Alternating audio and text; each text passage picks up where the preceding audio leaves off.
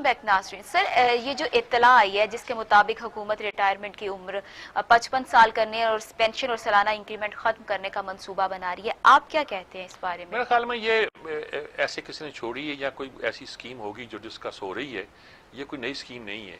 مثلا جو 55 سال کی عمر تھی، ریٹائرمنٹ کی عمر ایک زمانے میں 55 سال ہوا کرتی تھی. جی اور پھر اس کے بعد حکومت نے اس کو 56 سال کیا، پھر 60 سال کیا. غالباً اس کی وجہ یہ بھی تھی کہ ایک جو وہ زمانے میں جب 55 سال مقرر کی گئی تھی تو ہمارے سب کانٹیننٹ کا جو بندہ تھا 55 سال میں برا ہی ہو جاتا تھا، وہ اولڈ ایج پہ پہنچتا تھا. اب صحتیں بہتر ہیں اور اللہ کا شکر ہے، اور 60 سال تک بڑے آرام سے کام کر سکتا ہے. بلکہ ججز کی عمر 65 سال ہے. اور بہت سے لوگ ہیں جو ہماری اس عمر کے بعد میچور ہوتے ہیں اور پازیٹیو کام کرتے ہیں. یہ کسی نے ہمارے ہاں کچھ جو معاشی بکرات ہوتے ہیں وہ ایسی اسکیمیں بناتے ہیں. مثلا پینشن ختم کرو، پینشن کا بوجھ ہے ہم پر مثلا. لیکن پینشن کا جو بڑا حصہ ہے جو سول بجٹ سے جاتا ہے، 470 میں سے 370 بلین جو ہے وہ ڈیفنس کا ہے.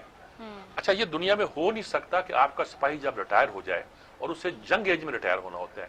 یعنی جو فوج میں کام کرتا ہے آپ کا سپاہی، جو جنگ کے میدان کے لیے تیار ہوتا ہے، اس کی عمر جو ہوتی ہے اسے ایک جوانی میں ہی ریٹائرمنٹ لینی پڑتی ہے. تو یہ ہو نہیں سکتا کہ ہم اس کو اس کے رحم و کرم پہ چھوڑ دیں. حالات کے اس کو ہم پینشن دیتے ہیں، دنیا بھر میں ہوتا ہے اور یہ ایسی بات نہیں ہوتی.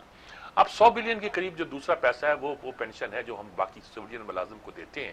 اچھا، اس میں جو پازیٹیو بات تھی وہ یہ پینشن ہی تھی. یعنی سرکاری ملازمت پہ لوگ اس لیے آتے تھے کہ ریٹائرمنٹ کے بعد پینشن ملے گی، زندگی آرام سے گزاریں گے، کچھ چھوٹی موٹی آمدنی کام کر لیں گے اور باقی پینشن کے پیسوں سے گزارا کر لیں گے. اچھا، اس کا ختم کرنے کا سب سے پہلے خیال جو ہے وہ شوکت عزیز کو آیا تھا. شوکت عزیز کو اس لیے آیا تھا کہ وہ امریکن ٹریڈیشن کا آدمی ہے. امریکن ٹریڈیشن میں جب پینشن اس طرح نہیں ہوتی، وہ تو سارا کا سارا. اچھا، اس نے کہا کہ یہ جو یونیورسٹی کے پروفیسر جو ٹریک سسٹم پہ آنے کا انہوں نے پروگرام بنایا تھا کہ یہ پروفیسر کی تنخواہ اس وقت مثال کے طور پر 80,000 یا 1 لاکھ تھی، تو انہوں نے کہا کہ اس کی بجائے ہم 3 لاکھ دیتے ہیں اس کو، 3 سال کا کنٹریکٹ کرتے ہیں لیکن پینشن نہ ہو اس کی. تو کم لوگوں نے اسے آپٹ کیا. زیادہ لوگ جو نا اسی پہ چلتے رہے جس کرتے ہیں.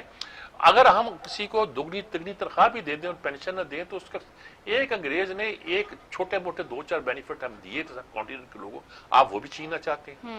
آپ لوگوں کو یعنی ایسے صورت میں لانا چاہتے ہیں کہ ان کی پینشنیں بھی ختم ہو جائیں. یہ ہو نہیں سکتا. اب سالانہ انکریمنٹ کا کانسیپٹ تو یہی تھا کہ آپ جو ہے اپنے ملازمین کی تنخواہ میں اضافہ جو ہے نا نیچرلی کرتے جائیں. اب یہ الگ بات ہے کہ جس تیزی سے مہنگائی ہوئی ہے وہ جب آپ اضافے کا وقت آتا ہے تو وہ بے معنی ہو جاتا ہے. صحیح. کیونکہ آپ کی مہنگائی اتنی بڑی ہوتی ہے کہ آپ کے خان مطالبہ ہوتا ہے 10% تنخواہ بڑھاؤ، 15% بڑھاؤ، 5% بڑھاؤ. اس سال ہم نے وہ بھی نہیں بڑھائی. تو اس پہ کسی نے میرا خیال ہے یہ اسکیم پیپر تیار کیا ہوگا. مجھے نہیں لگتا یہ پاس ہو اور مجھے نہیں لگتا کہ اس میں کوئی جان ہوگی. یہ پاس کرنے کا مطلب یہ ہے کہ آپ سرکاری ملازموں کو اپنے خلاف کر لیں گے. سیکٹری کو تو آپ 60 کے بعد 75 سال 65 سال تک رکھتے ہیں اور عام ملازموں کو ابھی تھا نا کہ 1 سے لے کر 16 گریڈ کے لوگوں کے لیے کچھ انہوں نے رعایت واپس لی تھی. میرے خیال میں چلنے والی بات نہیں ہے.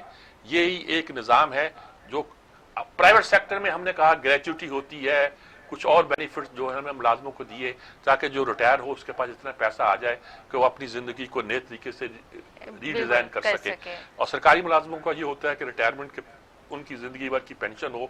وہ ہوتا یہ ہے کہ ان کا میڈیکل فری ہو، ان کے بچوں کی تعلیم فری ہو. وہ آپ کرتے نہیں ہیں.